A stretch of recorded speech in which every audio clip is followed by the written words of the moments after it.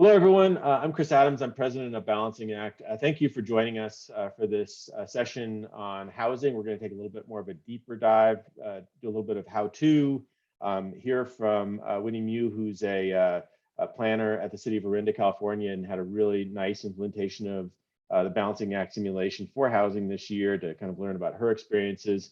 I was telling people before I started the recording, this is a meeting. So often when you get invitations to sessions like this or webinars, which means it's kind of, 2 or 3 people kind of talking at you. This is a meeting. It's intended to be a discussion. And we found that these smaller groups where we set it up as a discussion can be really useful because it allows those of you who are closest to local government, in local government, consultants serving local government to actually have a little bit of a conversation. So we're really glad you joined us, and we really want you to participate and just throw in your own questions and ideas, and really just help us get smarter together about how we can use simulation-based tools in a situation like housing that very often has a very vocal and often small minority that feels very strongly often against housing. Usually a general sense among the community and among some key leaders that there are some community goals that need to be met. And so using a simulation as a way to work through that problem as a community is something that we think holds a lot of potential. I'm going to take a little bit of a risk here and just ask everybody to introduce themselves. We're right at the cusp, I think, where it could get unwieldy. But if you wouldn't mind, and if you can turn on your camera, that would be great. Just saying who you are and which organization you're with, or if you're a consultant, what community you're working with, and if you can, just in a word or two, just kind of what the key challenge is that you're facing. And I'm going to go ahead and just call on people based on how people are arranged in my screen. I don't know if it's different for all of us or not, but if you wouldn't mind just going off of mute, saying who you are, local government that you're working with, and then just like the top level challenge that you see with housing moving forward, the simulation might be able to help with. So Crystal, sorry, but you're next on my list. So would you mind? Not at all. Hi, everyone. So Crystal Lazard. I am with the city of Elk Grove, which is in Sacramento County in California. It's the second largest city. It's grown quite a bit. It incorporated recently in 2000, and so it's only 22 years old, but it has grown a lot. So one of our housing challenges is just how to manage that growth, bring in more voices, more meaningful engagement practices. But I think it's striving to not be a bedroom community. So also to diversify the way that we develop. Yeah, absolutely. And I just have to say, City of Elk Grove was the first city that contacted us saying, hey, I think your budget simulation could be adapted for housing. It was one of Crystal's colleagues, Christopher Jordan, who first had that insight. And if you want to read more about it, there was a really terrific article in Governing Magazine about it from about 4 weeks ago, and we can share a link to that. So thank you so much, Crystal, for being with us. You're kind of the old timer. Elk Grove is the old timer at this point in terms of using simulations with housing. Brian Greer, you're next on my screen. Hey, yeah, I'm Brian. I'm with Dynamic Planning Plus Science. We're consulting with the city of Napa on their housing element. And I've been at a lot of the initial meetings for the ABAG group, but we took a little hiatus to work on other projects, and we're just ramping up the housing element. So I'm kind of getting a refresher, getting back into Balancing Act. I actually got a listing of all the links from Garrett yesterday and kind of put those together in my own reference so I can click like Brisbane or Belvedere and see their housing interface and kind of check out some jurisdictions that are close to our arena allocation. Yeah, you got a lot of use cases to look at. Elk Grove had none. You've got about 20 or 25. So So nice contribution to the field. Good. All right, Winnie, I'm going to skip over you since you're our speaker, and then I'll go to you, Eric. Eric from Webster Groves. Hi there, Winnie Murray. I'm an associate planner with the city of Orinda. We are located in the San Francisco Bay Area. with a small city, a population of about 20,000 residents, we found Balancing Act to be very useful for public engagement, getting residents involved, learning about, one of the challenges is the city is fairly built out. So finding actual locations of where housing could go. We're mostly single family, so looking at multifamily development and, where that could fit in the city. Yeah, no, that's great. And Winnie, we will be coming back to you for a little bit of a demonstration and further elaboration on what you've done. It's had a lot of success. Eric. Eric Peterson, Assistant City Manager for the City of Webster Groves, Missouri, just outside St. Louis, 25,000 people.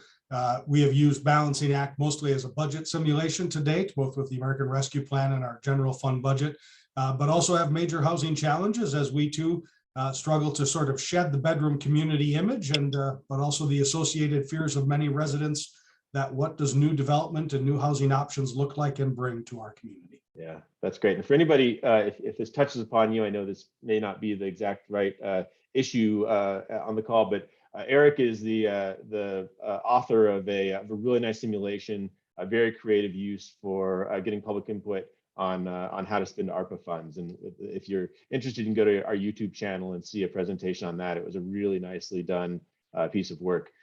Peter, just quickly, want to introduce yourself? Sorry, yeah, I'm Peter Dietrich. I'm Director of Sales for Balancing Act and happy to be here. Thank you all for joining us. Yeah, thank you. And then I'll keep on going, but I know a lot of people just joined us. We're just quickly saying who we are, our organization, and if there's just a one or two word summary of the challenge that you're seeing with regards to housing moving forward. So Kristen, you're next on my list. Hi, thanks. I'm Kristen. I just joined the team at Dynamic Planning Plus Science. This is my second week, and I will be diving into the Napa project. So my background is in public health and human services, which is related to housing, but I still have a lot to learn. So I'm joining for everything I can. Thanks. Great. It's nice to have you. And it's been really nice as we work more and more in the planning and housing world that there's a really nice constructive relationship between the local government staff and consultants. So we're glad to have both you and Brian. Robin, if you're there. If you're not, I'll just skip right ahead to Alex Krebs. Hey, yeah, my name's Alex Krebs. I'm a GIS analyst with Dynamic Planning and Science. And I'm just here to kind of get an overview of how this Balancing Act works and sort of start wrapping my head around it for future uses. Okay, that's great. And then just by way of a note, because I know Brian was on some of the other calls that we had, we did a whole series of very in-depth how-tos for the Association of Bay Area Governments. There were about 30 governments that were going through it in the San Francisco Bay Area. That's also on our YouTube channel. So I know if you have specific questions, you're free to look at that. You can also reach out to us. Sam Matthias from our team, if you're on. Hi, everyone. I'm Sam. I'm Balancing Act's newest member of the team, and I'm here learning. I'm sure like others. Yeah, but I'm very, very excited to be part of Balancing Act and looking forward to learning more. Thanks, Sam. Allie Keene. Hello, I'm Allie Keene. I'm from the city of Tarpon Springs in Florida. We are kicking off our comprehensive plan update and looking for different ways to engage with the public. Density is a really scary word for Tarpon Springs. We're a fairly small community that's pretty built out. So we're looking at different ways to kind of integrate growth that's definitely coming into the community. Oh, well, Allie, thank you so much. And it's great to hear from people from other parts of the country. We've had a real concentration of work in California, in part because of the Association of Bay Area Governments, but we're hearing from governments in South Carolina, Texas, Washington State. We got Eric in Missouri, so it's nice to have you on board. Thank you so much for coming. Thank you. Karen from East Palo Alto. Yes, hi all, Karen Camacho, she, her pronouns with the city of East Palo Alto. We have a population of a little over 30,000 people, and just getting our Balancing Act started, one of the greatest questions is how to increase access for Latinx and Pacific Islander population, and especially populations with lower access to technology. Okay, that's great. And Karen, even though it's a different topic, tomorrow we're holding a webinar with the Director of Administrative Services from Healdsburg, California, and he had phenomenal success with the Latino community. A third of their respondents were on their budget simulation were Latino. So feel free to join us for that, or you can obviously contact him on your own, but did a really nice job. Great, thank you. Let's see, Peter Bird. You there? How about Cesar Garcia? You there? Or Robin Newton? All right. Okay. Anybody else? We're glad to have all of you. Like I said, we want this to be a little bit more of a discussion than a webinar. So today we're just gonna we did introductions, challenges. We're gonna talk about some use cases, and then Winnie is going to talk about her experience in Orinda.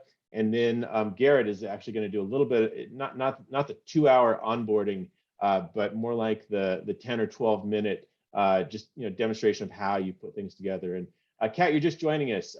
Welcome. And if you wouldn't mind introducing yourself and just saying where you're from. Sure. My name is Kat, and I'm with the town of Danville.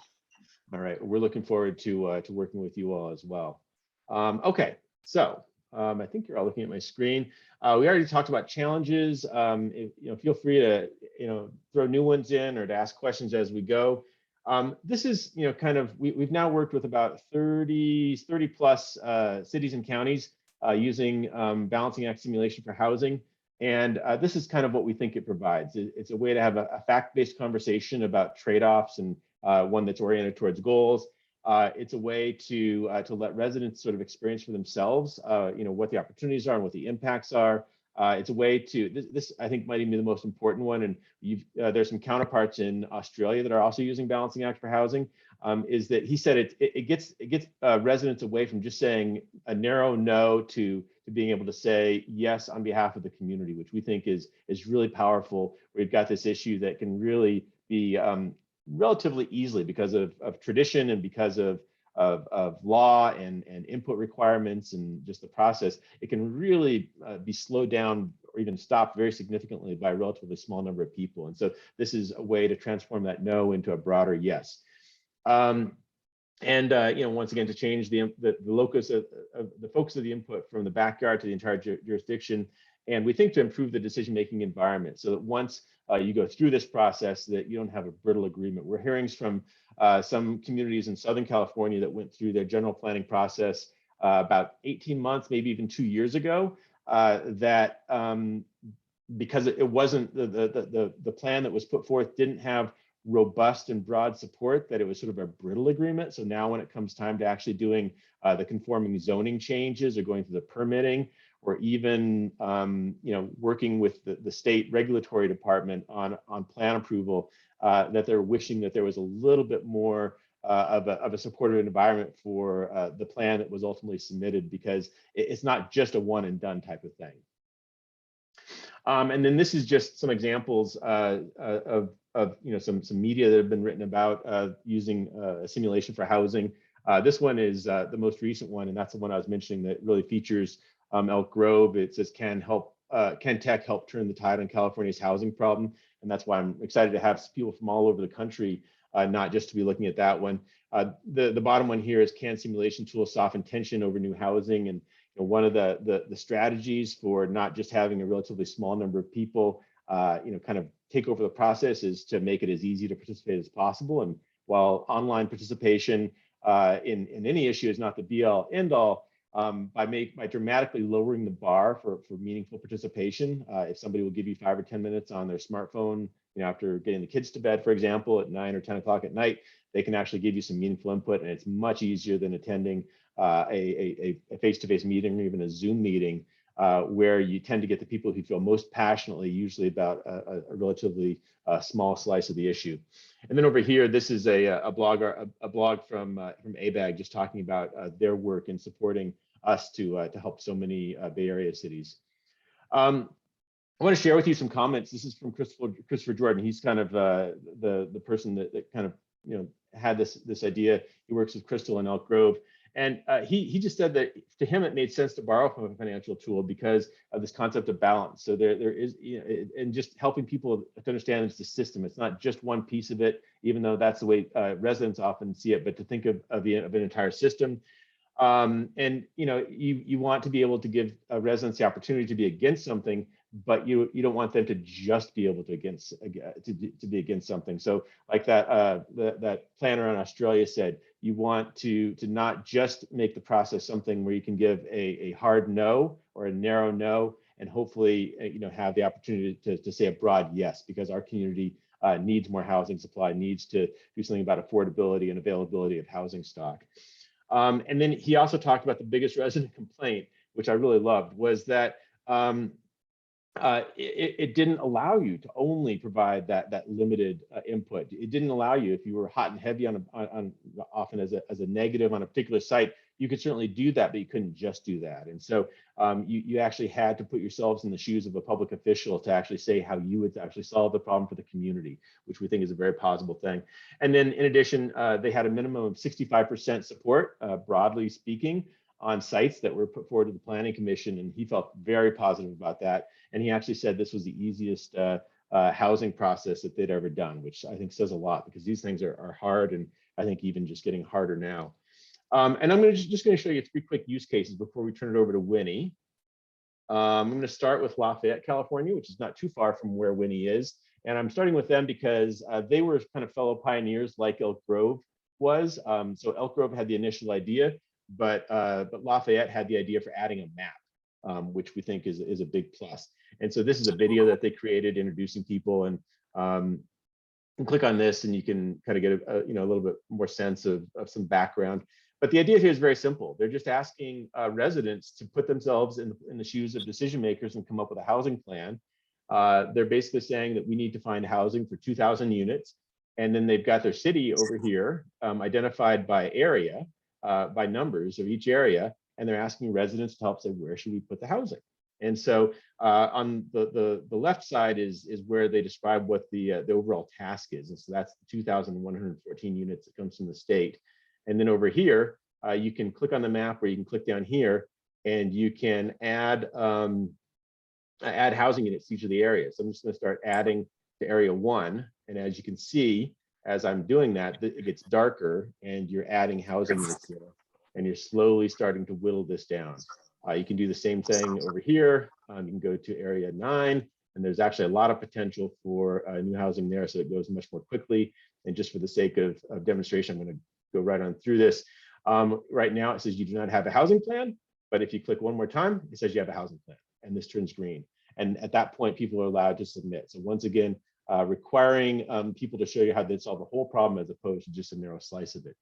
Also in the Bay Area, because we had so many in the Bay Area, I just want to show you city of Piedmont. So they've got, it's a relatively small city, and it's constrained by this boundary. And the idea here is that you can go in here and actually look at the site level. And so in this case, this is Ace Hardware. It's a store with a parking lot there, and the Sylvan Learning Center. Click on this and you can get a close up on that. And then as you add units to it, it gets darker or it gets lighter if you subtract them. And once again, just providing some input. They had an extraordinary response for a relatively small city of about 11,000 people. I think they had around 150 or so submissions, and they had well over 1,000 people actually participating, which was really a positive thing. We have one other tool that we like because it's just so darn simple. It's called Prioritize, and we adapted it for the use in planning. And the idea here is that if you have a goal, say 1,200 housing units, you can put areas or even particular sites down here on these tiles and assign a value to them. So this North Art District has a value of 210 housing units. And if you select it, it adds those 210 units towards your goal. It deducts them from what you're trying to achieve, and then you can keep on adding. It also has these really nice opportunities to add some info icons. So in this case, Cherry Hills, it means townhomes will be built within walking distance to Cherry Hills Mall. Click on this, and in this case, we've just popped in a map that you could put in a visualization. You could really do whatever you want there. This one is nice because it's just so darn simple. And as you start adding towards your goal, it starts out over here at red, and then it begins to turn green as you get towards your goal. So I think I'm just going to take us there. And then this is a new feature that some of our existing friends may not have seen, but once you reach your goal, you get confetti. And we did not think this would be such a popular feature, but it has actually been really popular. So we're glad to make that available as well. I'm just going to show you one more quick use case because it's totally different, but it can be used early in the planning process, especially if you're in a community that knows that that you're probably not going to meet housing goal by simply focusing on more single home dwellings. This is from Sutherland Shire, Australia. So that the third kind of in our triumvirate of key local governments that contacted us, reached out proactively to us and said, this is the problem that we're trying to reach and can you help us reach it? So they were trying to find zoning for 1,000 homes. And they had room. If you look at the info icon, there's really just geographically, just in terms of land use, there's only room for 30 more single family dwellings. And so they let you add those if you want, but they cap it at 30. And they just said, you know what, we don't have space for any more than 30. And so that leaves you with a significant gap that you need to void. And what they're trying to do is to say, you know what, we really need to start thinking about adding some density. And so if you start looking at apartments below 6 stories, it actually goes up much more rapidly. You can look at townhouses and so forth. And the idea being that you need to, once again, reach that goal and then you let people in. So those are kind of the 3 basic use cases. There's all sorts of permutations and we learn new creative things all the time. One thing that's been fun working, especially with planners, is that we come up with a creative idea almost with every conversation we have. But I'm going to stop there because I want you to be able to hear from Winnie about what the city of Orinda has been doing. So Winnie, I'm going to stop sharing and turn it over to you. Sure. Hi there again, Winnie with the city of Orinda. I'm going to go ahead and show our simulation. Let's see. So this is sort of the back end of what we see when we log in. So we launched this, I want to say mid-December, and we were sort of actively trying to solicit submissions for about a month, maybe a month and a half. So we're up to 76 submissions right now. We're not actively, still trying to get submissions right now, but we still have it up just like as a reference point for residents that may just want to see what the sites are that we're looking at. Let's see.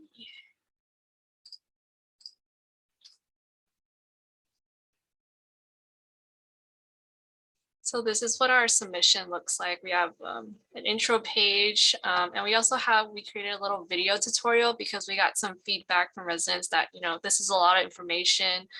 They weren't really sure how to use the simulation. So we created a little video tutorial that kind of walked residents through, what all the different features are and what they need to do. And we also added this top sort of infographic to help further explain how to use the Balancing Act, what the different features are.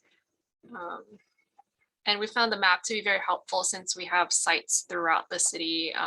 As Chris mentioned, you can click on the sites and, it'll take you down to whichever site that is. We decided to go with housing units rather than density.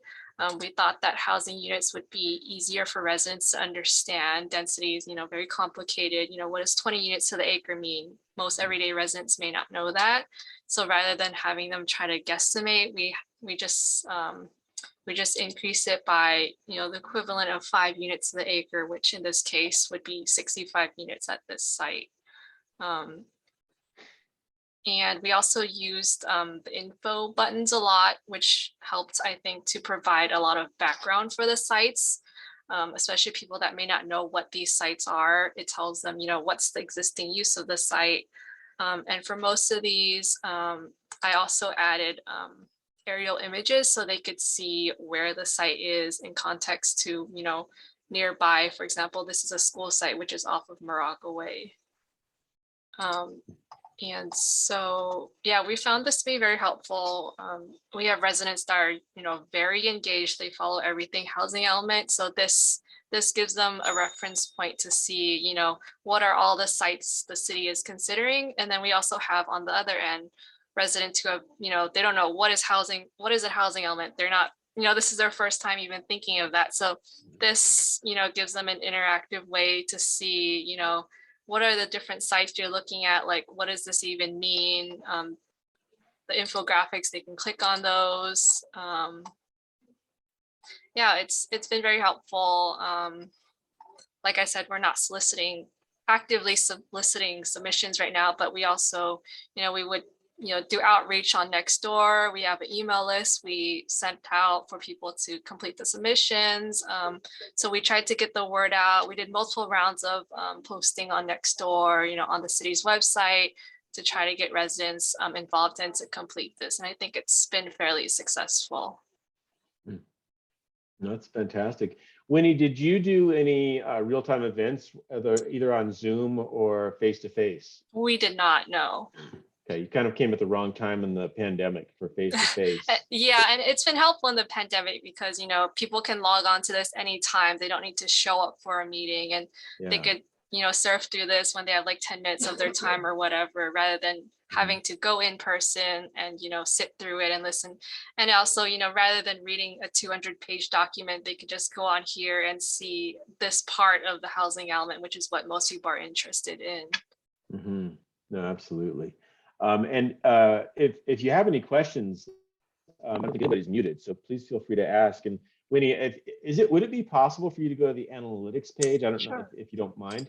So I just want people to kind of see what that looks like. So as Winnie said on the far right, they got 76 submissions, which I don't know if that sounds like a lot or a little, but to think that actually represents people who went to the trouble to actually solve the problem. So they met that entire goal that was given by the state and by regional government. And so that's actually quite a bit of people who put themselves in the shoes of decision makers to provide some informed input. But you can also see that they had 1,800 page views. So they had a lot of interest. It's a town of 20,000. So you're approaching 10% or 9% or so of the entire population. I'm sure some of those were duplicates. But then we came up with a new metric, and Winnie, I don't even know if you knew this, but we're just about to announce it, where we take the average time on site and multiply it by page views to give you sort of a total engagement time. And so if you think, so that equals in their site 254 hours. So that meant that there were 254 hours of time where residents are actually weighing the challenges that you have. And I say all the time, I have to say it carefully, but I always say that one of the things that makes us happiest when a resident goes through balancing act is when they say that was hard. And we've done surveys where people say, gosh, that was hard. And what we mean by that is we don't want them to think that the software simulation was hard to use or that the material was necessarily hard to understand. What we want them to do is we want them to understand how hard these trade-offs are, that there's not easy solutions that are going to be likely to please everybody on this. But the idea is if you can kind of frame the challenge so that everybody can see a way towards helping to contribute to a solution, that's a positive thing. And even if you don't get even if you don't get your way, I mean, ultimately you can see that there was so much engagement. So we have another town in the Bay Area that said, we had something like 2,000 page views, and the planner in that case speculated that would have that was probably the equivalent of 200 phone calls that would be made to planners complaining basically. And instead they got this opportunity to experience for themselves how hard this was and what the type of solutions that were available were. So Winnie, I don't know if you have anything else to add to that or if anybody else wants to ask a question. Yeah, I would just add that, yeah, it puts the resident or whoever is filling this out in the shoes of a planner. You have to sort of balance, which group of sites do you want to select, and how much housing do you want to put at one site versus at another site. It puts them, you can't just, at least in our case, you can't just put it all on one site. Right. We set it so that there's a minimum and maximum. So once they hit that cap for that specific site, then they have to look at the other sites and decide, which of the remaining sites do we want to add in order to make that housing plan. So it kind of puts them in the shoes that we're in. And it also helps our decision makers to see, of these 76, a lot want it at the BART station, for example. It gives them that feedback that, maybe these people don't typically come to our meetings, but they filled this out. Mm-hmm. Hey, Winnie, were your maximums based on capacity, based on the densities for certain sites, or how did you do that? Yeah, it depended on the specific sites. For example, at our BART parking lots, we went with what the BART TOD densities are, which is 75 units to the acre for us. So, once they get up to that 75, it stops them here. Right, okay. And so then they can see, oh, I still have 500, I need to find somewhere else. They can't just put, 200 units to the acre on the BART parking lots. Mhm.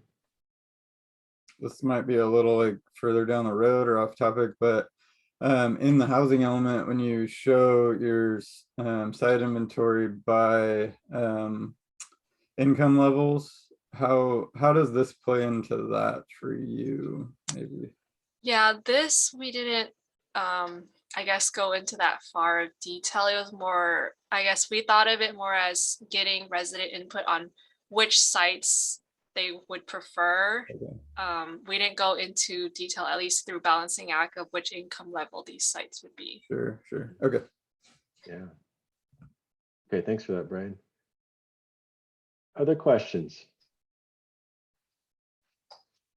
Chris, this is Eric for Winnie, and I guess both for you as well. I'm really impressed with the simulation. I think I saw a note on one of the cover slides, but it, simulation and prioritize together, I can see being a really powerful combination of tools, right? I know we can do in simulation, yes or no questions really to get to what prioritization is doing, but the visual sense.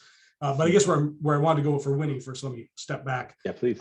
Did you consider other things? And like our scenario, I don't want to add any parking requirements to our city, but of course there's a segment of our community that, that's an overriding factor, right? I mean, we can talk about adding 200 housing units or 1,000, but they want to know what is the parking cost of that, right? Those other factors that when we add a unit, is there both in the program for balancing act, but also for Winnie, a consideration on, okay, you're upping those units and here's another impact that has to go with it. Or if you're, making more space available, here's another revenue, that may come with it, those other multiplier effects that housing brings along.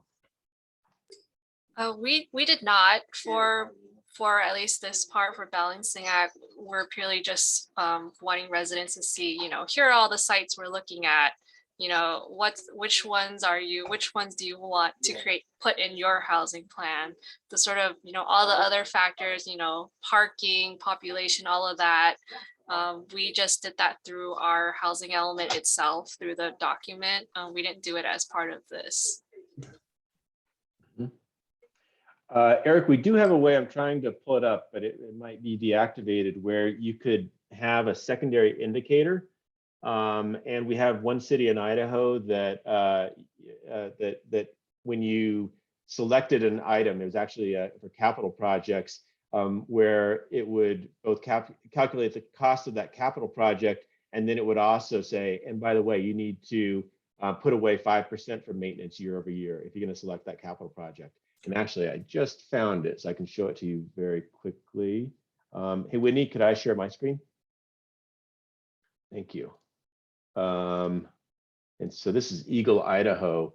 And so they basically got $10 million for their capital project. And then over here, they've got, an indicator for budget. And so you could go down here and you could say, First Street, Festival Street, should the city include this in the capital plan? And if you say yes, it deducts that 1.1 million from the total, but it also says, and plan on budgeting $26,381. Same thing if you wanted to add a bookmobile or something like that. So that's something that's kind of useful. And you could use, this is completely configurable. We call this the impact feature. The secondary impact can be configured. It's technologically possible to use this for affordability, like, how many, if you just chose, a certain action in terms of housing units you'd like to see, you could say, and we think that half of those or a third of those will be affordable. Because that's such it's a tough prediction to make. Nobody's actually wanted to do it, I don't think, but there is the potential to do that. You can do the same thing with parking spaces. You could say, okay, if you do this, you're going to need to have this many parking spaces, something like that. Okay, thank you. Yeah. Any other questions for Winnie, or Winnie, any other thoughts you want to share with colleagues from around the country that are, wrestling with housing? I don't have anything else to add. Okay, well, Winnie, thank you so much. It's been a pleasure Sure. working with you. And as we go forward, I know that the Bay Area is, kind of coming, towards at least a partial endpoint, or one of the endpoints in terms of your housing element.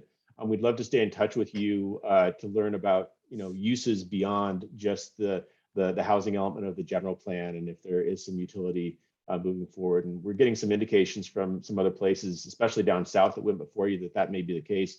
But you've been so fun to talk with and learn with, that we'd love to stay in touch with you about those challenges. Yeah, definitely. And yeah, you guys have been very helpful when we were setting it up. I was emailing Garrett a lot, and he was very quick to respond with my little questions and all of that. Since there are a lot of different settings and things you can turn on, turn off, so that was very helpful. All right, well, that's a great segue to Garrett Hernandez Reimer, Balancing Acts Director of Customer Success, and our major tutor these days and coach when it comes to simulations. He's going to give about 10 or 12 minutes just kind of showing you how to put this together. And he's not going to get to every fine point, but just kind of the overall sense of how to make one of these. So take it away, Garrett. Yes, definitely.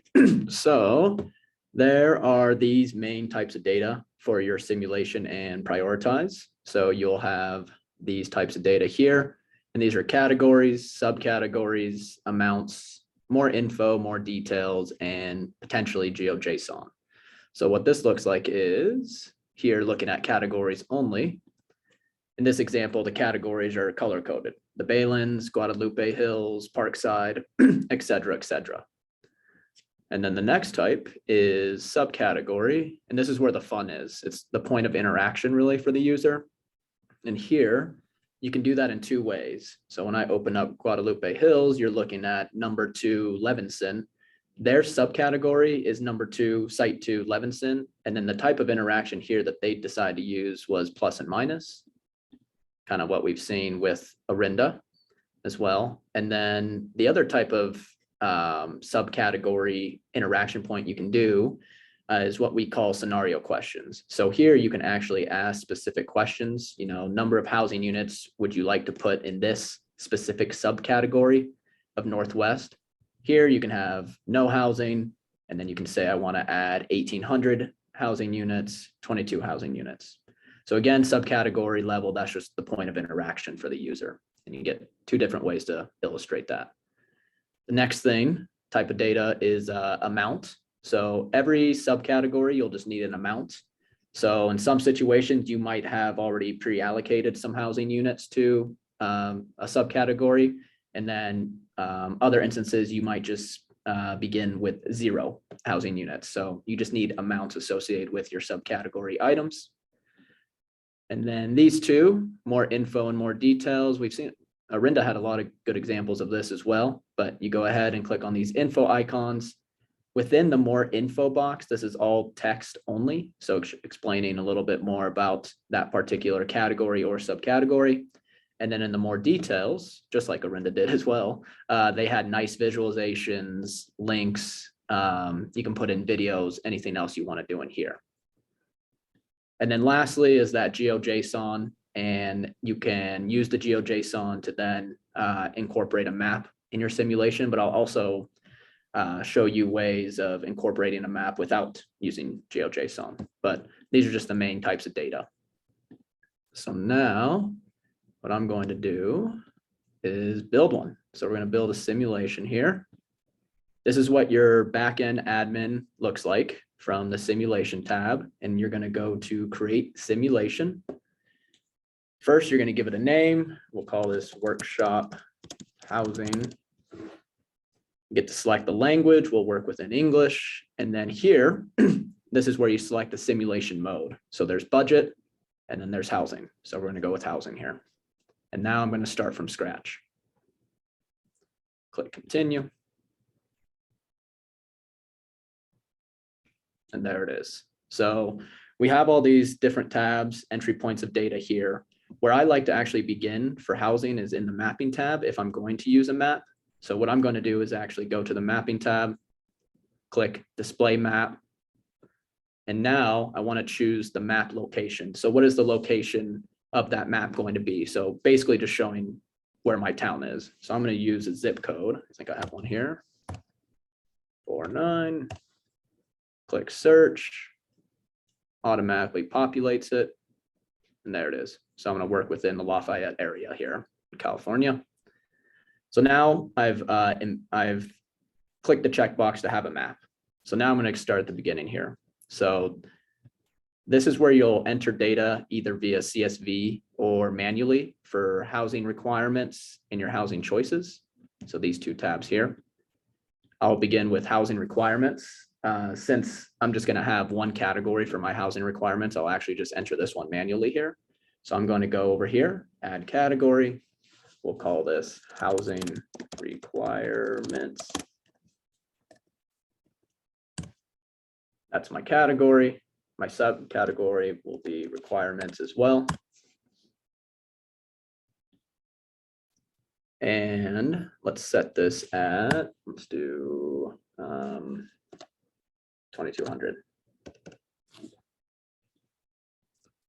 So now I've created a category, subcategory. I added that amount associated with my subcategory. And what I can also do next is now add more info. And this is all just doing it manually. So I click on this blue or this icon here, type in more text here. And then within the more details, if you remember kind of like Orinda and what I just showed you with the visualizations, you can have images, links, videos, whatever you want in there. Click done. And then there's this other header over here that says customize. So if you go ahead and click on these three dots and go into the standard plus or minus settings, you can actually customize this particular subcategory.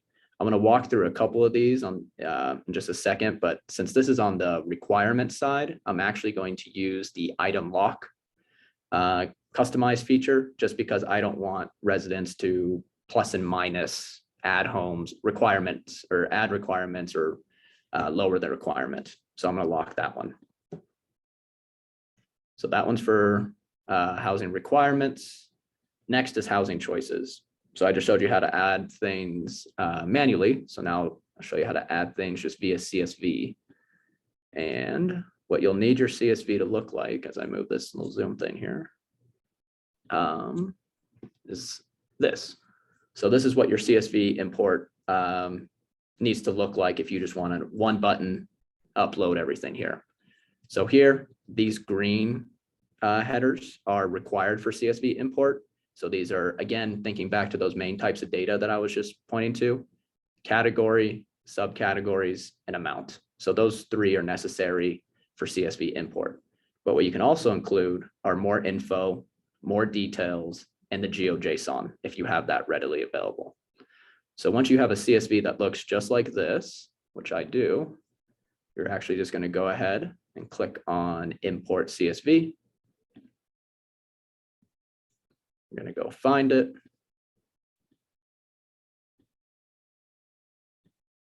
Click Open. And then pretty quickly, it uploads everything. So you can see my categories were West End, Downtown Core, East End, and then I have all my subcategories in there as well below my categories. And then associated again with all my subcategories are my amounts in housing units here. So after I've entered data into my housing requirements and my housing choices, I can actually go ahead and check my work really quickly. So let's click the preview button. So here, this is the entry screen. We haven't done anything with that yet. So I'll click exit. There's the title that I added. And right now, as it stands, my total units, we added this manually, the housing requirements, 22 housing units. And then we added the allocation over here via CSV. So you can see everything in there. And also within my CSV, I actually had my GeoJSON ready to go as well. So that's why we see the map here with shapes already allocated to each subcategory item. So now I'm going to go back here. And I'm going to show you different ways to customize these subcategory items as well. So I'm going to go into number 2 West End. I'm going to click on, again, just the customize button, the standard plus or minus settings. And here, because we have the map enabled, I can see the shape that was already loaded in here in my GeoJSON, and I can actually take a little peek at it there as well. But if you don't want to use GeoJSON, you can actually draw your own shapes as well. So it's really easy. So I'm just going to grab this little shape creator tool, and I'm going to add another site within this area here. I'll add it here. So it's just drawing a nice little polygon here. Really easy to do. And there it is. So again, you don't need your GeoJSON. You can also draw your shapes manually. And then there's also ways to customize if you want to use dwelling units per acre. We've seen this one already. This is just locking it. So maybe there's some sites on the allocation side that you want to lock. This is called an item alert. So if you can display item alerts. So for example, when anyone increases the West End area, number 2 here, I want to provide an alert that says this will increase traffic in this area. So something like that. And then also you're able to determine the item change rate.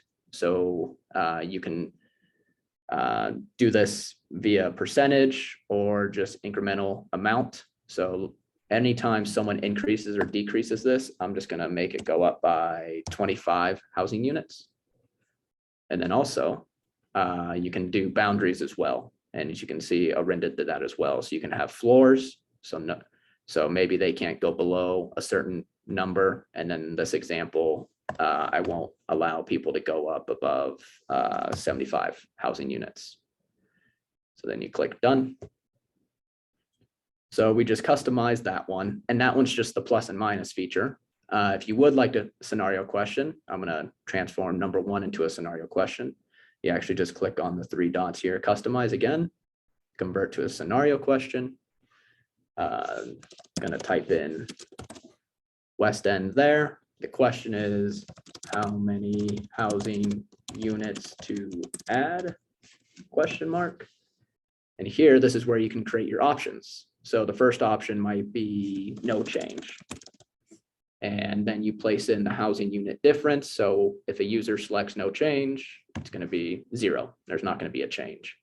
And then again, you can add your more info here and your more details in here with images and all that good stuff.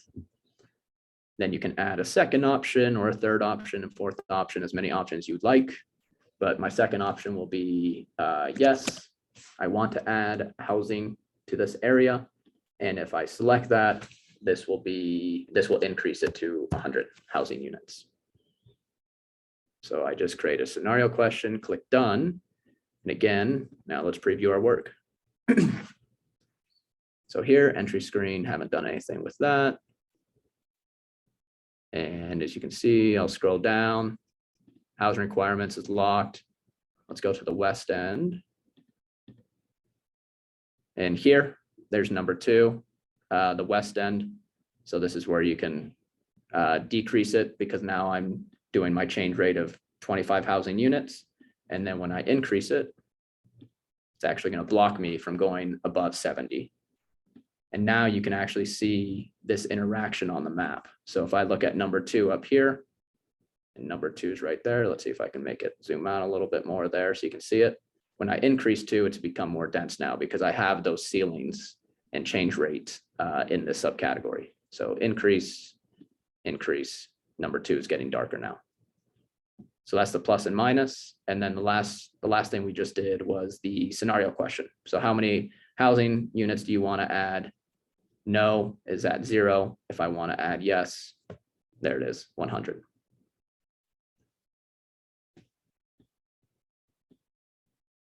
So we have our housing requirements and our housing choices in. We went through change rate, ceilings and floors, scenario questions. The next thing here are entry and exit screens. So entry screens are those initial modals that pop up when a user first visited. visits the site. So in Arinda's example, they had their nice logo, and then they actually had a link to a tutorial video. Within these entry screens, you can also create questions. So here we have some that are already preloaded. So in the entry screen question, where we have one by default, are you a resident? You can decide to include that. You can make any entry question required, or you can create one yourself. So we'll go ahead and click on create a question. Sample question here. You have different question types option as well. You can make it a text box, large text box, email address, drop down. I'll do drop down. And just like the scenario questions, you just add options. So we'll go option 1 here, save that, and option 2. And I'll click done. So I just added my entry screens. I'm going to go ahead and disable all my exit question screens, or the exit questions found on the exit screens. And as I continue to scroll down, we just have different options how you can customize, again, the entry screen. So here, this is where you can enable the drop a pin feature. I'll enable it and show you. And then if you just look over here to the right-hand side, we have nice little screenshots of what you're changing on the entry screen. So again, Arinda had their nice logo and a video. You can just say, welcome residents, make anything a header, bold it, links, center it, add a logo, all that good stuff in there. And then we scroll back to the map. There's our map. Our sites are in there because we had the GeoJSON in our CSV. You can change the color if you'd like. And then finally in settings, you'll see just a couple different checkboxes along the lines of allowing social media sharing. Are you okay with people commenting on your subcategories? Would you like to display a donut chart, bar chart? And then you have the option to add text and images below the submit button and within the footer.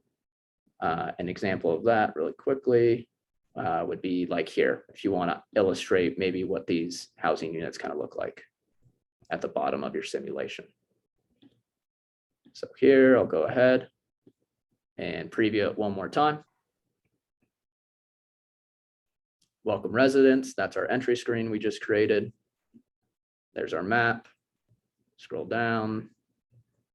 Let me launch and go through the entry screen real quickly, actually. Click continue.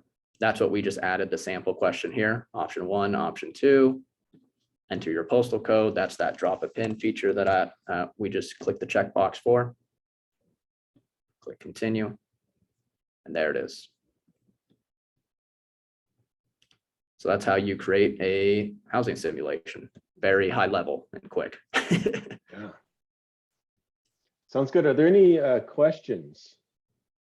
I got one that was asked on chat about what happens if you don't have your geographies in GeoJSON. That's no problem at all. There's on the web that you can there's some free ways to convert them if you need a different file format, or you can also just go into the simulation as Garrett was showing you and just draw it. And then the questions, Garrett was going to also show how to do prioritize, and prioritize is really easy. Yeah, I'll do this one really quickly. So here, there's less entry points of data here for your prioritization.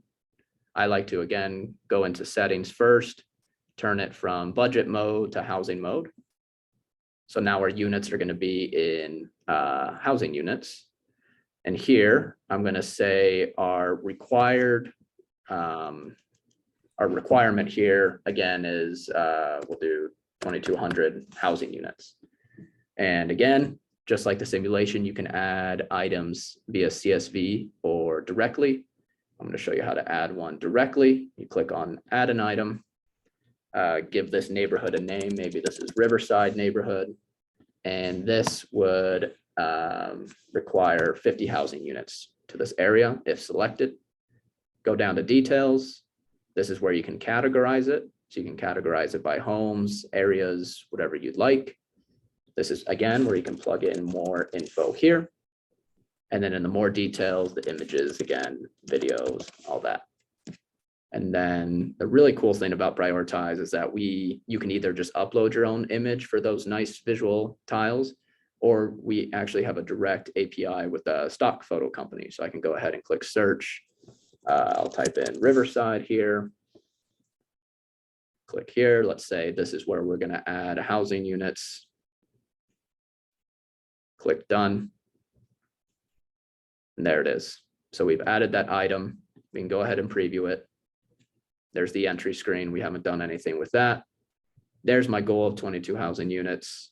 And if I select Riverside, that'll get us to 50. But that's just how you add one item directly. Yeah, that looks great. Thank you, Garrett. Yep. What questions, comments, points in the process where this could be useful? I had a question. This is Allie Heen from Tarpon Springs. We have a community engagement platform through Bang the Table. Yeah. And can you explain how this integrates into that? So this drops directly into Bang the Table. You go to, I think it's the guest book feature in Bang the Table, and you paste the URL. Okay. It's very quick. I'm not sure if you need them to help you or not, but it takes like under 2 minutes. Okay, and so like they would actually participate in the activity on the Bang the Table site that we have, not be redirected? If you want them, well, it would show up as an iframe on Bang the Table. So it would not be a redirect. It would just show up within the context of your Bang the Table site. Okay, great, thank you. Yeah. And Allie, I don't know if there are other questions, but I'd be really curious about how this fits in the Florida context. Do you all have numerical goals at the local government level that you're trying to reach? So yeah, we have, the state has a lot of legislation that basically dictates what we need to put into our comprehensive plan. One of those is meeting certain density numbers. So for example, for our community in the next, I don't know, like 20 or so years, they're expecting that we'll have 5,000 people, and we have to show in our plan how we accommodate that. So we're just trying to think of different ways to, put this out to the public where, here 5,000 units is a lot to them. So trying to figure out different ways where they can kind of have input as to where we can accommodate it, because we have to show that. So I think that's how it could be helpful. Yeah, good. That's great. Thank you. Other comments or questions? Eric, I'm curious, in a state with Missouri that has the set of laws that you all have about planning and zoning and things like that. How could this be useful in a state like Missouri? Yeah, no, I mean, I do have a question. I guess I'll get to it, but it's where we're looking at. I mean, we're a charter city, so we're lucky in some regards in Webster Groves compared to some of our other counterparts. But it's very useful, right? Because there's still, we've avoided the development bug in some regards in and around Missouri, right? There's some areas of Missouri that just don't have the density that other places have seen come in and along the way. But it's a necessary thing. I think for us, the other issue that's at the back of this is most of the St. Louis County cities are pooled sales tax cities. So population is a revenue indicator for us, right? Because those pooled sales taxes work off of population formula. And most of our residents don't even get that, right? So they can we can be against development because we're getting the pooled sales tax. And but if town X 3 miles over grows at 10% and we grow at 1%, that's a loss exponent, across the way. So population growth is necessary. One of the areas that we're really looking at, and it's probably my next call to Peter and all of you all, is we're starting in on ADUs. We saw the short-term rental boom go everywhere, of course, and our town got incredibly, used the words frightened, and said, brakes on, we don't want short-term rentals everywhere. But now we're realizing, especially with the economy and a lot of returning parents and such to households, how do we accommodate that, the mother-in-law's unit and other ADU uses? Right. So I'm very curious how we could use either simulate or prioritize to help really build an engagement, not so much around housing units, but are we okay with all of a sudden essentially 2 homes on 1 lot type of question, really building it. Right, that's really interesting. While we were doing the bulk of our work in California, the California State Legislature made it a use by right that you could have 2 homes on 1 lot. And so what a lot of the planners did in California in using Balancing Act is they essentially said, we'll make that our buffer. So in some of the earlier cases, they planned, they let people make an assumption about how much they should over plan for, assuming that some of it wouldn't be developed. And so they essentially said, we're going to say that the ability to have ADUs essentially would account for the buffer. So I think there's a lot of creative ways of thinking that through, Eric. And I think it would just depend on making some assumptions, and then I think adjusting that so it shows up in Balancing Act. The one that you said about sales tax and the population percentage is how you get your share of sales tax. That could actually be a secondary indicator if you want it. That's actually quite interesting. Yeah. For Yeah. everyone else, I'm not a planner. I'm a finance guy. So the planning world's foreign to me. So Interesting. Yeah, no, absolutely. Thanks, Eric. Anything else? We're 1 minute over time, but any quick comments before we let you all go back to work? All right. Well, thank you. It's been really it's been gratifying to be a part of this housing conversation from all over the country, and nice hearing about how it looks in Missouri and Florida and Texas and elsewhere. We'll make this recording available to you. There was also a recording, an overview of the other issues that we'll also send out to you. But thank you all. Be in touch and let us know if you have ideas for how we could make this tool more useful to you. So we very much appreciate it. And Garrett, and especially Winnie, thank you for your presentation and sharing what you've learned. So take care, everybody.